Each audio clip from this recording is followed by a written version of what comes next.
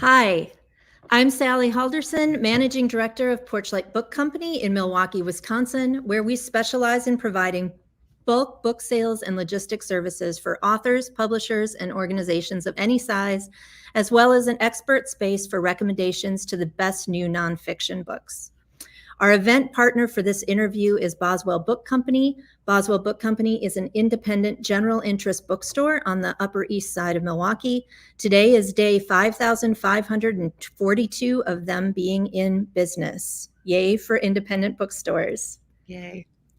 I met Jennifer Romolini at a publishing industry party in 2017, where our company was presenting Jennifer with an award for the best personal development and human behavior business book of that year.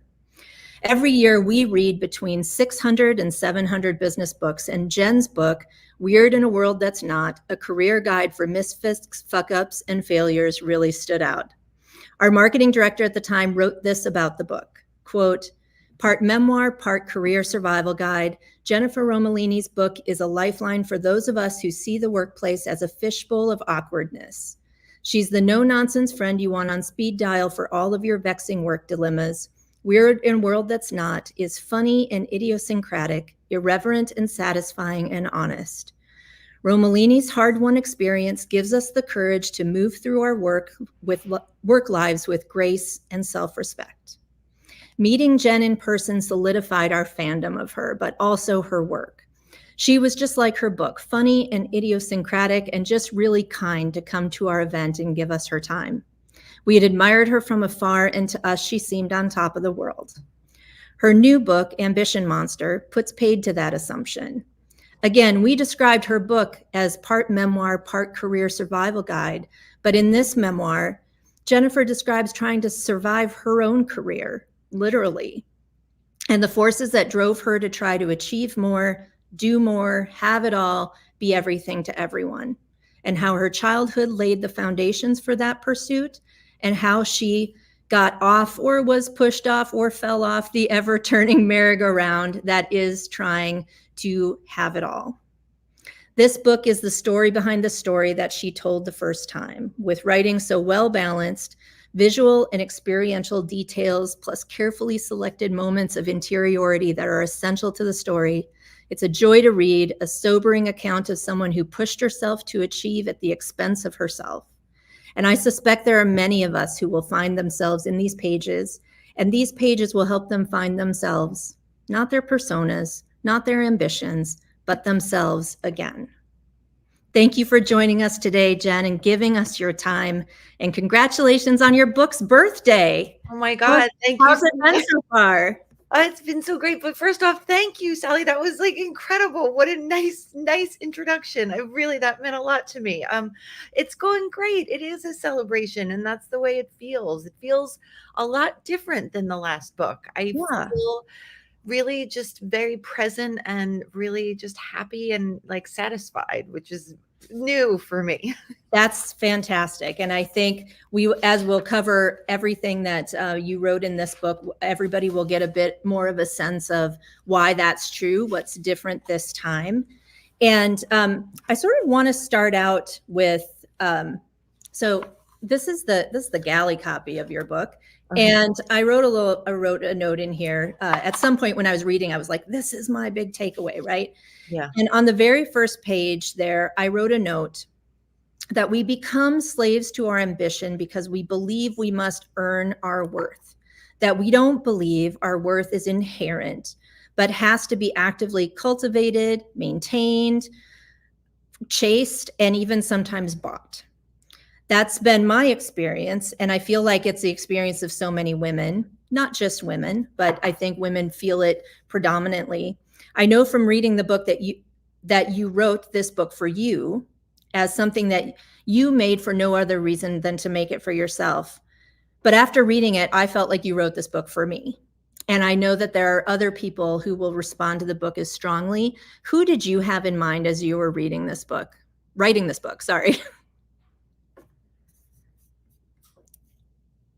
And I think we might have some hotel wireless issues. We're going to ask for your patience again. I'm going to guess that Jennifer might have to reconnect. She is traveling today because it is the publishing date of her new book. So we're going to give her a moment and see if we can get her back on. I'm back. There she is. Okay. You were, as you were saying, predominantly was where I got out. We were talking about conflating your value with your productivity with your value. We were talking about conflating success and achievement with a feeling that you're worthwhile. Is that right? Was I right? Was it getting that? Yes. Did you get all? And then sort of moving that to there are so many ways that I relate to that and felt like the book was written for me, while I know that you wrote the book for you. But many readers who will pick up this book will feel that you are touching on something that we've all suspected within ourselves. And if you can talk a little bit about that, about this drive to earn our worth through our production. Well, I think that, we're really set up to believe this in our country, right? In this country, in a capitalist system, we are set up to believe that, work is salvation, work is survival, right? There's no social safety nets in this country. There's if you don't work and you don't make money, your life is not going to be very pleasant unless you have generational wealth. And I think that we're also set up to think that the American dream is hustle, hustle, hustle, hustle, hustle, get to the top no matter what. That's as you should go. You should strive for as much as you possibly can, right? And I think there's also something that happened after the women's liberation movement, because, my generation, Gen X, is sort of the first generation that has like all of these opportunities, right? Like you can do anything a man can do. You can, whatever. And the idea that if you can, you should, right? Yes. Yep. And there's this very like one size fits all idea of success. And we are lauded. The more productive we are, the it feels central to our value. I mean, it's from the time we're children that it begins, that we're rewarded for being productive and, getting all this homework done and whatever it is, So I really saw it for myself as a kind of a trap and a scam, because not everybody, there are certainly many people who like being at the top, but I didn't. It was not right for me. There was a level of the ladder that I should have stayed on instead of wanting more and more and more and more and more. It's so the craving is so itchy, right? Yeah. So, I mean, yeah, that's what I think. You use the word craving, and I think it's an important aspect of this book, right? And you title it Ambition Monster. And I took that in multiple ways after reading the book. Being an ambition monster sort of lurking within us or under the bed or in the closet or in whatever we own, maybe also ambition monster being our culture. But I think you also meant that as what drove you to an addiction. What does ambition monster mean to you, and how you see it playing out in others in terms of this like craving? Well, you can really see it in people, right? When their ambition is just blind, you tend to be really boring to talk to, because you just have this very narrow focus. Everything's about whatever you're ambitious for, it's kind of like a bridezilla about a wedding, like you're just like, wait, what is there nothing else? It sort of blotted out everything. And that was how work had become for me at a certain point. This desire to achieve was more important and bigger than really anything in my life. And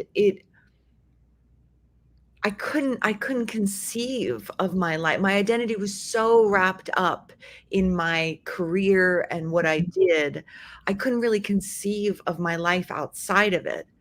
And that's just so sad, right? It's just sad. So it's a lack.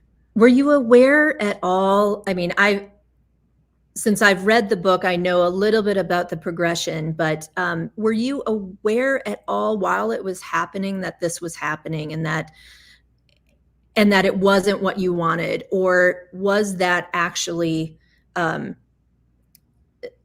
in a eureka moment? It was a eureka moment because I wasn't really aware as it was happening. I just thought I was doing what I should be doing. And I just thought, well, I mean, I could kind of see it. People would say that I was a careerist, and Mhm. women, ambitious women.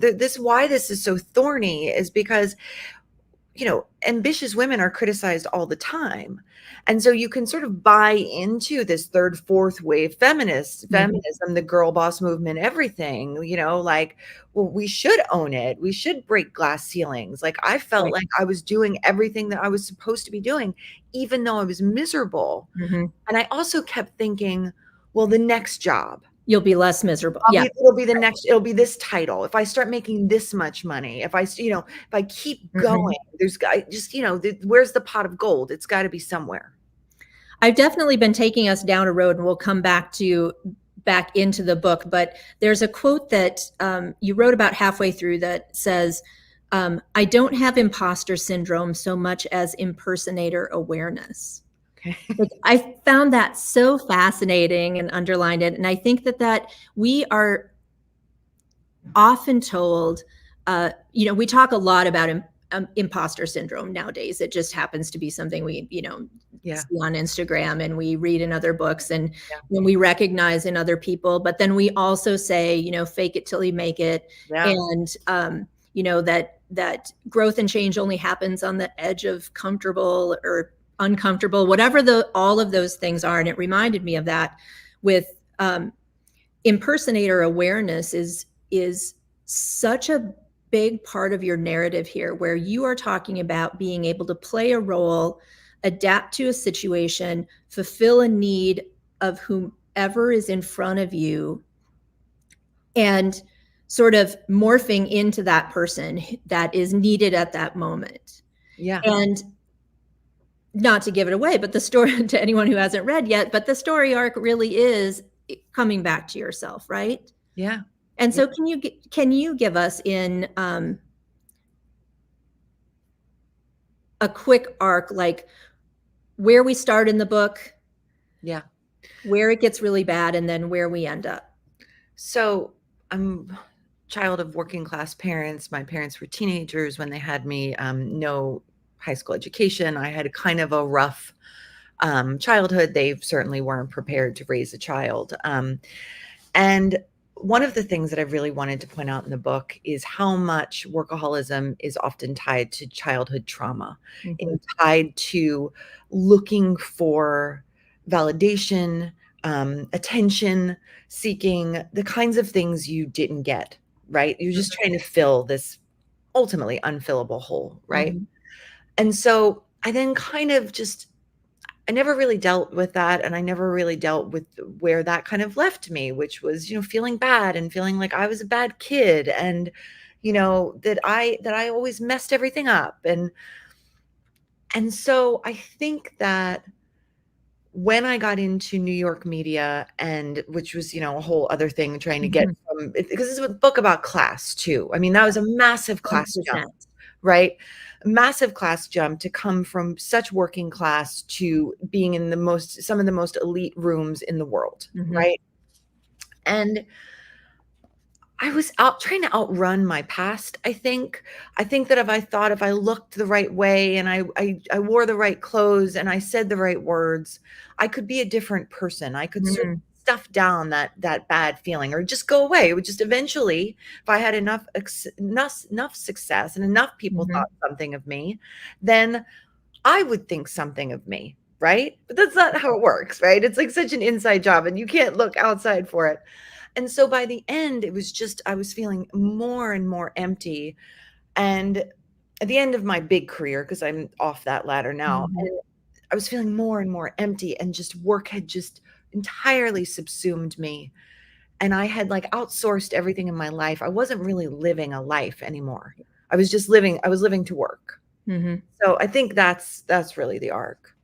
I think it's when you were talking that through, I think one of those key jobs that you have is when you went to work for the sort of shopping fashion magazine, and how much that was about image Yeah. and how much you're talking about image, right? Like that was sort of reinforcing this idea that I can wear my um, my new self, right? Yeah. I can buy my new self. And you struggle a lot in the book with this.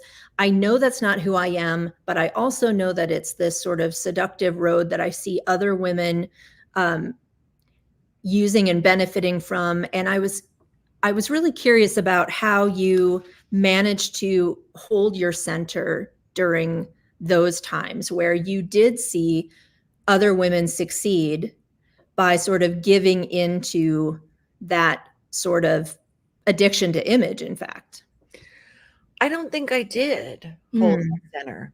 I don't think that I did. I think that I was very lost, and mhm, I think that I was very chaotic, and I don't think that I didn't have a lot of introspection, and I just think I was lost. I think I was living a very external life. I mean, it's like the Buddhist, like, external riches, inner rot, I was rotting. I really was. And, I wasn't a good friend, I wasn't a good partner, I was just, I just wasn't great. I just was, like, mhm, racing all the time. Like, that's not fun to be around on 2 phones, when I'm out with people, right. like, someone's trying to tell me a story, and, "Oh, wait 1 second, let me just answer this real quick." Mhm. That's not I wasn't present. Yeah. Yeah. The feeling of importance dominated the feeling of connection or those kinds of things. I want to take this back to, you mentioned class, that this is a book about class, and I that resonated with me a lot. I've had some of the not our experiences weren't similar, but I've also had some of those. I grew up on a farm in the middle of nowhere in Minnesota, and uh, went to school in a small town of 261 people. So there were certain ways that I lived in my imagination Mhm. through magazines.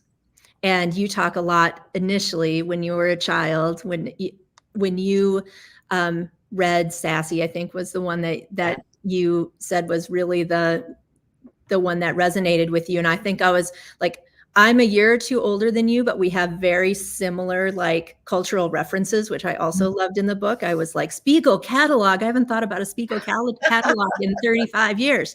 Yeah. Um, my cousin had one of those, and I just thought she was amazing because she shopped from there. But I was a little more maybe young miss than sassy, but I ultimately at 15 or 16 was, getting Harper's Bazaar and getting Cosmopolitan and ripping pages of all the supermodels that were in the George Michael video and putting them up on my wall. And so that the way that those images, those magazines, because we didn't have social media then, crafted our imagination to think of who we wanted to be and how we wanted to be and how we were going to get there. Yeah. And that's a big part, I think, from like both sort of a Cinderella story where you actually work for the person who was running Sassy back when Yeah. you were reading it as a child, but also then you were working in that image creation business. Yeah. Like, Yeah. did that strike you as just incredibly surreal? Yes. Yes. I mean, it was a very, like, but the thing is, at first, it was a very, like, pinch me moment, like, I was, sharing an elevator with Anna Wintour, and, like, this Mhm. just feels wild to be doing that.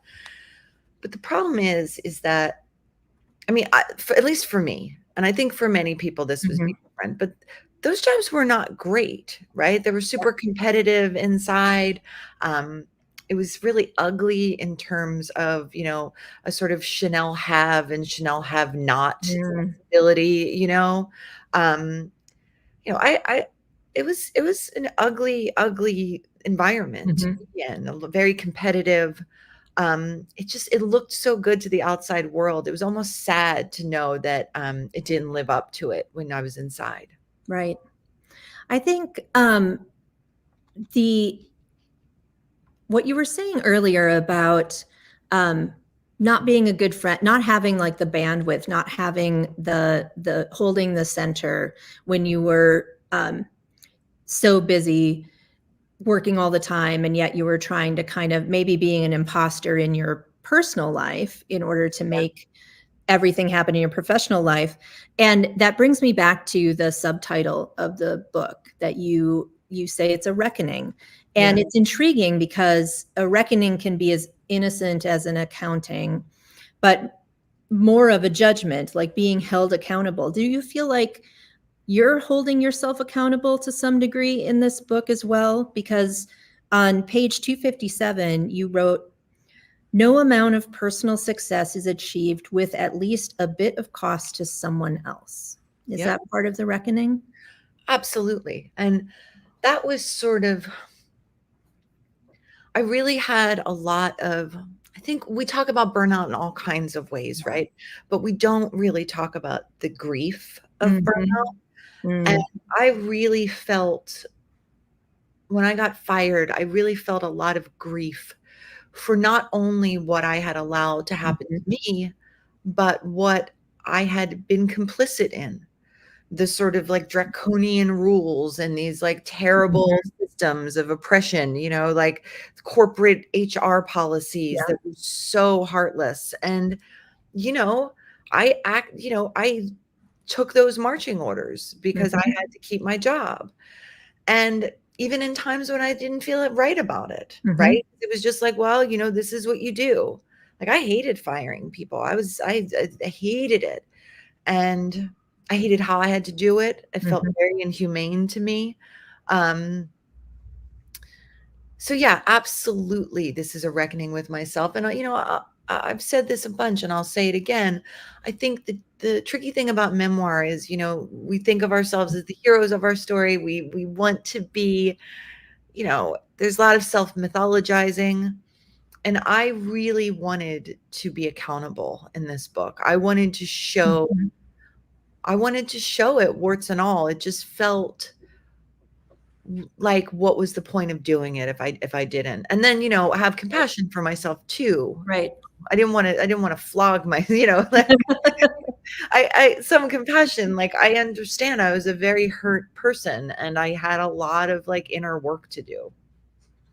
So let's a good portion of the first half of the book is about your childhood and your relationship with your parents, also your relationship with your, like the culture you grew up in, and then how you made those first sort of stumbling steps toward where you thought you wanted to be. And that was making a lot of sacrifices with your work in terms of taking on, multiple jobs, waitressing, your early marriage, like all of these. This is the sort of the first part of this memoir talks about that. And what that does for us as readers is really fill in the second part of the story, right? We see the things that might be driving you, the things that echo back into your childhood. And one of them in particular, you talk a lot as a child being told or given the impression that your parents think you're soft, like you need to toughen up, that you're hypersensitive.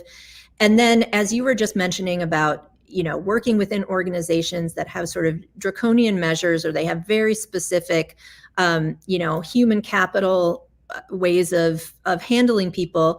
And you almost go to the other side where you recognize and acknowledge that you have, as a manager, you have become hard. Like that's almost like an overcompensation from the way that you may naturally have been, like, and many women, I think, go through that, where you're told that you're too nice or that you're too compassionate, that you're not, strict enough, or you're not hard enough. And because you're not more like the values that we have placed on men. So we have all of these layers in this book, right? Like that's why it works so well, because it's not only a memoir about your experience, and it's not just then like the double layer where we get how that your early life informs your later life, but it also helps us reflect on ourselves and helps us reflect on our culture. And I really took that down a road, and I'm going to like veer back and just No, say I'm that, with you. I'm following you. I'm going right yeah, there with you. like Yeah. you are very honest about the ways that you look back and see yourself for who you are. And how comfortable were you doing that in the book? How comfortable were you in talking about the people that you loved, then also talking about people that you didn't care for then and certainly don't care for now? Like, how did you balance that in a memoir? Well, I mean, that was the hardest part, writing about other people, trying to get other people's stories right as they intersect with yours. Mhm. That's a real challenge for any writer. For me, I tried to be as generous and fair as I could as I was writing, or as I was editing, right? So after I wrote it, I allowed myself to just write a draft and just sort of get it out and just, say everything that felt I needed to say. Mhm. But in the revision process, I really interrogated, is this fair? Does this need to be said? Mhm. How will this land? Writing a memoir sometimes feels like building a bomb, right? Like Mhm. but you don't know how, when it goes off, you don't know Right. who it's going to hurt, and I was acutely aware of that Mhm. responsibility, and I took it really seriously. And also, I was like, I don't need to be mean to myself, it's not fun for the reader, and it's not fair to me, Mhm. you know I was doing the best I could. I'm a, flawed person and fallible person like everybody else. And I was doing the best I could. So I really tried to bring that sort of spirit and Mhm. energy to the book. Um, you know, and just fewer details. Like, people I didn't like, I tried to disguise their identity, or people who've done terrible things. I tried to disguise, but I also tried to show things from other people's point of view. Like, Mhm. I really was like, well, you know, I don't know everything. This could have also, from their perspective, it could have been this, I was no angel, so I tried to give that balance throughout the book, and I Yeah. hope it reads that way, because it's not I an angry book. Yeah, I think for all of the people in the book, for their flaws, they read to me as being human Yeah. and and integral to your story. Yes. And we wouldn't be who we were without the sort of shape that people mold us into due to their own shapes, right? If we want to be connected to someone, we have to adopt some of their shape and vice versa, right? Like Yeah. that's the only way we get close to anyone. And I think then you risk being hurt, and you risk them taking over you sometimes, or vice versa. And Yeah. I think that you keep the book in a place that is, for all of its seriousness, um, on the strength of the writing, in part keeps it engaging and light, but also reflects people as humans. And I think that's a real achievement of the book, which memoirs don't always get right. They can Yeah. be difficult in that way. So as we said, the first part of the book is more about your childhood and how you sort of worked your way in terms of class, and sort of getting to your dream of moving to New York, and getting that first job, I think maybe as a fact checker in publishing, Yeah. and starting from there. And of course, people, especially readers, love books about publishing, especially ones that like spill the tea a little bit behind what goes on behind closed doors. That's why we watch all, Younger and Bold Type and Sex in the City and Girls. And we all love reading about what goes on in big tech firms and startups. What was your process then about um, reflecting the truth of your life during those years, which really were sort of golden years for both publishing, or media and startups. And I think you do such a wonderful job of picking out details that really ground you in that space, in that time. How did you, you know, pull those memories up and then start like crafting a picture of what time was like then and what the culture was within those industries? Well, first off, thank you. But that was the most fun part of the books to write, all of those things. Like I intentionally left like a lot of Easter eggs for people who were in publishing. Yeah. Also, those were really memorable experiences. Like this is this sort of like catch 22 of the whole thing, right? Because like those environments were really interesting to be in so many ways. I mean, whether they were absurd or not, like I'm grateful for all of those Mhm. experiences because what a rich life I've had, you know? Mhm. I wouldn't trade them. I just have I'm not quite a hoarder, but I have a lot of, I looked back at old magazines. I have a lot of my old work notebooks, where Mhm. you're just making lists of things you have to do. And so I was able to really piece together stories because of that. And also I happen to have a very good memory for detail. Mhm. It's just a thing that I've always had. And it was really fun to flex that and just describing something like that book party. There's a scene of the book party, and I loved thinking about it. I loved putting myself there. It was like a time when I met a man I really Mhm. loved. It was just fun to remember that and remember some of it with like real joy. Yeah. I literally just read that section to someone this morning. And I won't actually say who it is so that people get to run into this for themselves. But there's a great scene in a restaurant where you are very bored talking to someone, um, and it's excellent. But yeah, really grounded in those bars, in those restaurants, in those parties in New York. And I think that one of the great things about anything that is located in New York is that New York becomes a character in the story, right? And I think another thing about your book, when we start in Philly, and I know you spend a little time in Boston, but then you go to New York, and then you do a geographic, which I've never heard of that phrase, and you move to LA, and then LA becomes a part of your story. And there is something, we're all taught this in writing classes to, really ground something in a place, but Yeah.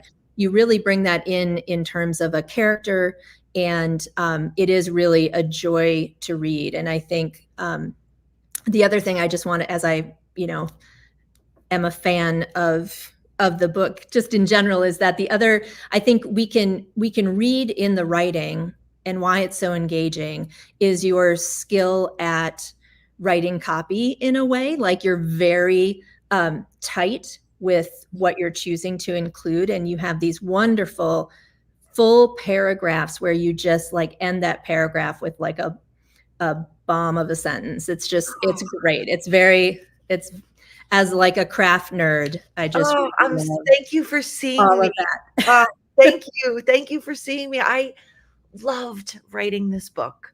I loved writing it. And every time I got lost, like if I was like, I don't know, where does this go next? I would think, how did this smell?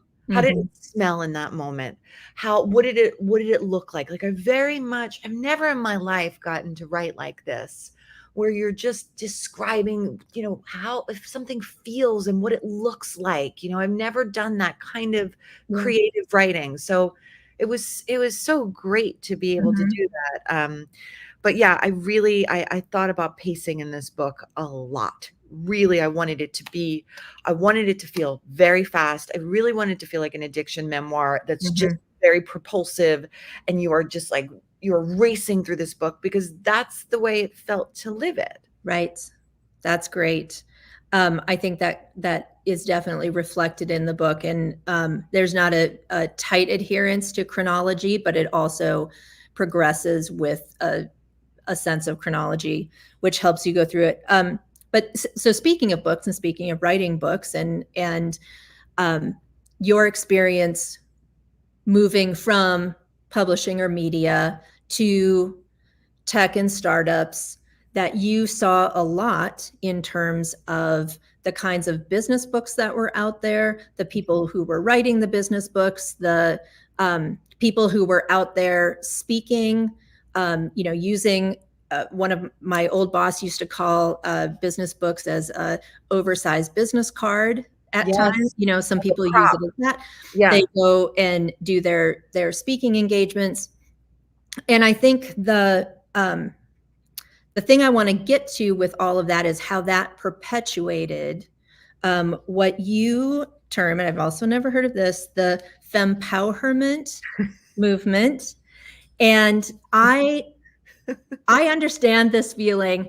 There's no way that I can, unless I spell it, if anyone, when people are watching this, will know what that is. But I remember having a conversation with a friend who could not believe that I had favorably reviewed Lean In, the Sheryl Sandberg book. And while I'd still back a good portion of what was in that book, you won't be offered a seat at the table, you have to bring your own chair. I do understand the point you're making, that we have overburdened women in the same way we always have, sort of under the guise of empowerment. And the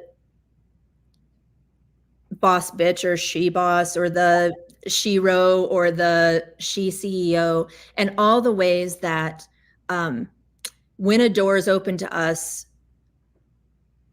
it's been made possible by men.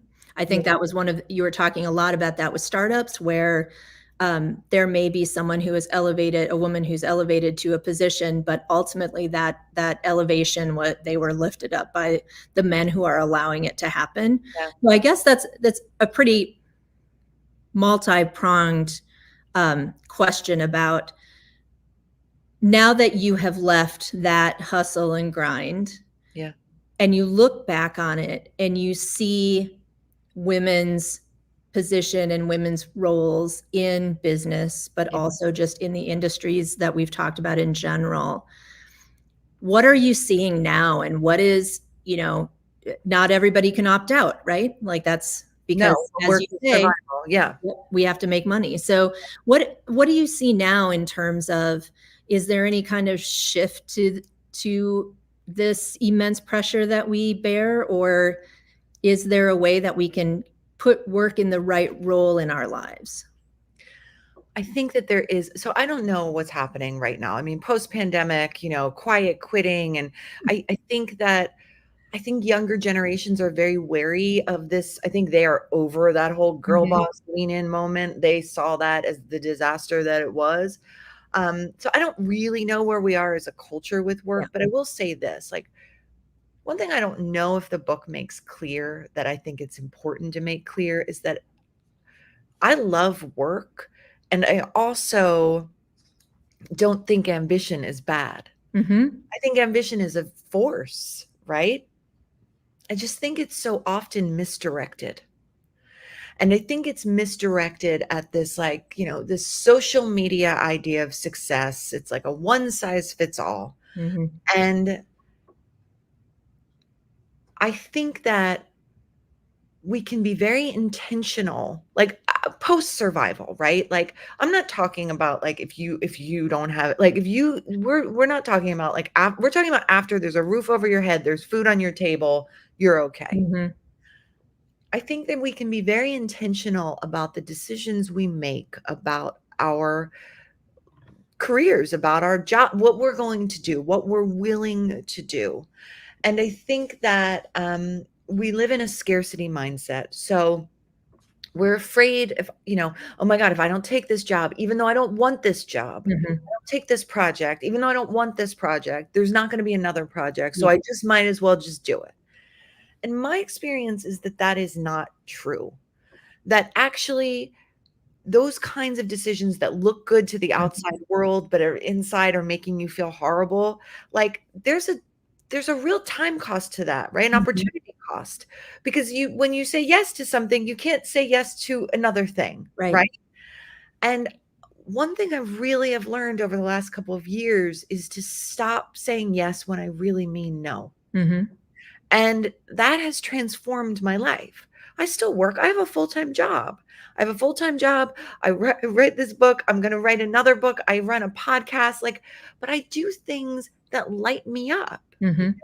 And those opportunities are out there for all of us. The world is big and broad and wide, and the career ladder is narrow and small. And so I just think that we're just not thinking imaginatively enough about what we're ambitious for. What do we want? Where at the end of your life, what do you want to have said you've done? What we are ambitious for. Yes, the self-awareness is always the challenge, right? But I think that scarcity mindset, I think, is a thread that runs through this book, right? That was created in your childhood, comes through as a question of class and people who don't have that feeling. And yet we also know that the sort of hedonic treadmill creates this sense of, if I don't do more, I'm going to lose things faster. Yeah. And that there is this ultimate, like, it's that fear that ends up running our lives of someone else is in control of it. And we can only, as you say yes, because otherwise someone else will. Right. And there's a real sort of competitiveness around that fear. You mentioned that you do want to make sure that people understand that you're not saying that work is terrible, that there was no joy. And I actually just wrote down this quote.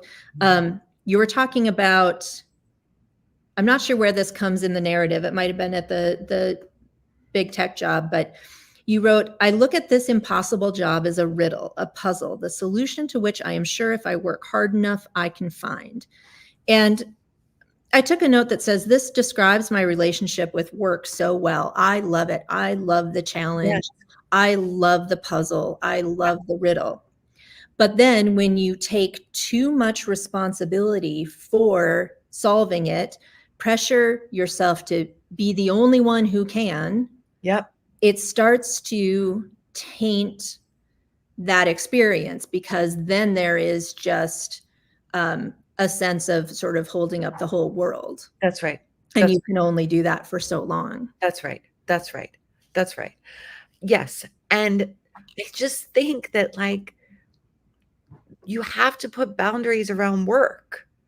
And you have to find, and if it's not at your current job, then it needs to be in another job.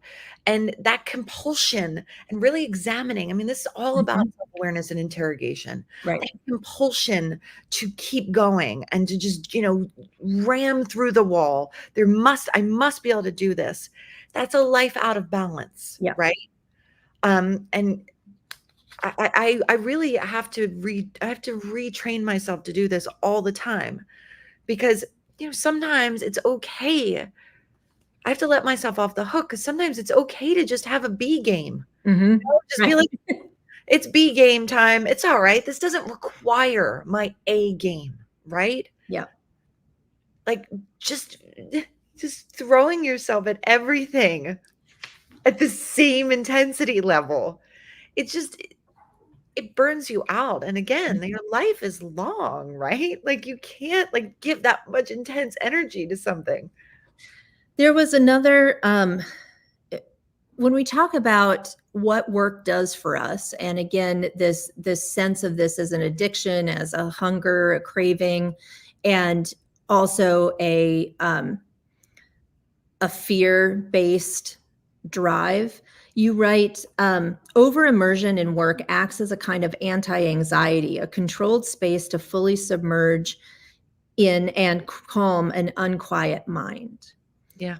And I think that's like any coping mechanism we have, right? Where, again, there's a fine line between using it healthfully and then using it in a way that actually abuses us. Yeah.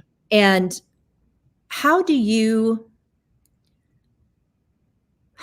cope now? And I don't necessarily mean, with spa days, but just like in the sense of, because this is about intellectual challenge, right? And it is about self-worth and using work to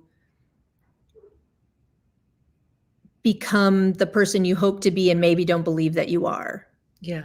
So when you've moved that somewhat out of your, as being the only definition, Yeah. where do you find that kind of coping now? If someone were to say like, oh yeah, I don't want to feel this way anymore, but I'm really scared to Yeah. not to sort of step away. I think that I was so lonely in my work. It was really a lonesome enterprise. Mm, And I think that I am so much more collaborative now. I am softer. I I really invest so much more time in friendship, mhm, like really in a way that I really had not in the past. And making commitments to other people and keeping them, having regular commitments where I see people every week. I talk to people. I get outside of my head and I think about other people. It's so silly it's like so obvious that this is the thing you should be doing, right? But I didn't realize how alone I'd been with, my work. mhm. And, being a writer, of course, it's very solitary, but actually this book was very collaborative. I have female writer friends and I just spend a lot more time cultivating relationships and not working as much. When we think about, as people who will read the book or just follow you in general, we know that you've achieved what, we think of culturally as a lot of success, whether it's just in the public eye or working for companies that have a certain kind of presence. Um, but it reminded me a little bit of what we suspect we know about people who are famous, just generally speaking, right? Like they are living dual lives of a sort. Yeah. And one of the things you write about success is, and this is specific to the story, but you wrote, it's the first job where the idea of what I do lies in stark contrast with the reality. It's the job where an outside narrative of my career and my life begins to form, where people start looking at me not as who I am, but as what I do. Yeah. And how much did you feel that pressure from external sources to say she's a success, not I'm a success? Because I don't get the sense that you ever thought you truly were, Mm-mm. because you were still looking for that level. Yeah, again, like this really all just gets back to this same thing of like just living so like just it's all ego, right? And just sort of being outside of yourself and not having that sort of groundedness and that just deep sense of like I'm okay. Mhm. It doesn't matter what people think about me because people can tell you you're great or people can tell you you're shit and none of it really, it's more about them than it's about you, right? Mhm. And like I really think that's something I'm learning as I'm getting older, that it's like, oh, I have to feel okay about this. Right. And now that guides my decisions, Mhm. right? Was this aligned with my values? Can I sit with myself if I make this decision? And a lot of what I just didn't have that presence for years. Mhm. It's such a, I think what you just touched on there really is like the story arc, right? It is the story of sort of finding your true self. I don't want to say authentic. I feel like we overuse that word now, but I think finding that center we were talking about, like, and Yeah. knowing and being in, having it fully alive in you and Yeah. making decisions based on your internal self versus this external, um, extrinsic kind of, constantly living in two places. You're living within yourself, but you're also trying to inhabit everybody else's brains and what they're thinking of you and what they Yes. want you to do. And so there never feels like there's a center, because you literally are just sort of this amorphous Yeah. person trying to fit in with everyone else. Blown around with the Yep. wind. Yep. Yep. And so that again is that story arc where the end feels so much more, centered and is so much of the payoff. But I just want to talk about the as we near the end here, the open and close of the book. You open the book with the prologue of having with being at an event where you are losing your voice. Yeah. And then you close the book with that again.